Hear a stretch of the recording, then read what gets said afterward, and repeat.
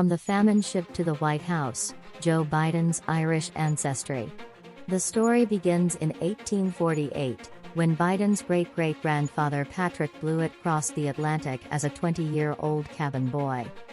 1 million people died and 1 million people emigrated during the Great Famine, so every Irish child learns in their history books at school. With few exceptions, those who died and those who were forced to emigrate have been forgotten about, unless their descendants happen to become the President of the United States. Joe Biden is the second Irish president to be directly descended from famine emigrants, the first being John F. Kennedy. The story began in 1848, when Patrick Blewett, the great-great-grandfather of Biden, crossed the Atlantic as a 20-year-old cabin boy. 2 years later, he returned to Ireland and persuaded his father, Edward, his mother and all of his 7 siblings to take a perilous sea crossing on board the SS Excelsior in June 1851 to the New World. Edward Blewett was not typically famine Irish. He had a degree in engineering, he was a surveyor, he worked as a general overseer in Ballina Workhouse from 1848 to 1850. In 1837 he is listed as living in Garden Street in a stone cottage with a garden while his neighbors lived in hovel. The remains of a bricked-up fireplace has been authenticated as belonging to the Blewett household. It is now planted with spring flowers and decked with American and Irish flags on both sides. When Edward Blewett's great-great-great-grandson speaks in front of St. Murdoch's Cathedral on April 14, he will do so in front of a building that was partially built by his ancestor. The cathedral's own register shows Edward Blewett supplied 27,000 bricks for the pillars which support the nave of the church and was paid £20 and 12 pence for his services in 1828. He was well off by the standards of his peers but was financially ruined by the famine and despaired of the state of Ireland and of Ballina. In some places the graves are so shallow that portions of the coffins are visible above ground, one visitor noted of the town during the famine. The population of County Mayo fell by almost a third in the years between 1841 and 1851, and kept falling until the end of the 20th century. It took a huge leap of faith to uproot his whole family and everything he knew to take his chances in the U.S. Edward Blewett settled in Scranton, Pennsylvania, which is also Biden's hometown.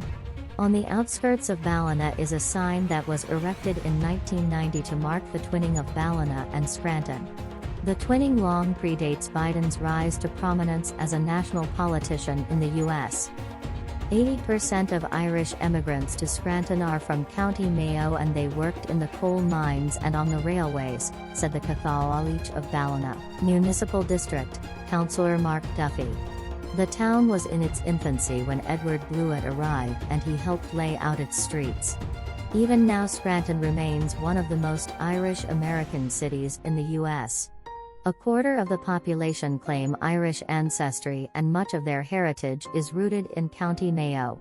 The father of Land League founder Michael Davitt is buried in Scranton and one of Ballina's most famous natives, Father Patrick Peyton, the Rosary priest, emigrated there in 1929. Patrick Blewett's grandson, also called Edward, went on to work as a city engineer for Scranton. He is Biden's maternal great-grandfather. He was elected to the Pennsylvania Senate in 1907 and founded the Friendly Sons of St. Patrick in Scranton in 1908. His daughter, Catherine Blewett, was Biden's grandmother. The other half of the Biden Irish ancestry comes from County Louth. In 1909, Catherine Blewett married Ambrose Finnegan, sometimes spelt Finnegan. Ambrose Finnegan was the grandson of Owen Finnegan who left Ireland for America in 1849. A year later his wife Mary and their children, including the couple's 7-year-old son James, Biden's great-grandfather, left for America from County Louth. We associate famine emigration with the west of Ireland but no place was left untouched and Louth's Cooley Peninsula and South Down was particularly badly affected. Owen Finnegan sailed from the port of Newry on May 31, 1849. The rest of his family left on the day after St. Patrick's Day in 1850 on the Marchioness of Bute and arrived in New York on May 15 of that year. As luck would have it, a historian, Dr. John McCavitt, had researched the names of 5,000 passengers who left the port of Newry during famine times for North America. He was easily able to find the entries for Owen Finnegan and his family. From the Flagstaff vantage point outside Newry, you can see where the Finnegans took their last journey, taking a ferry across the narrow water estuary and most likely a pony and trap to Warren Point Port. From there they sailed through the newly built Newry Canal into the Irish Sea. As they did, they passed the Cooley Peninsula, one of the most beautiful vistas in Ireland.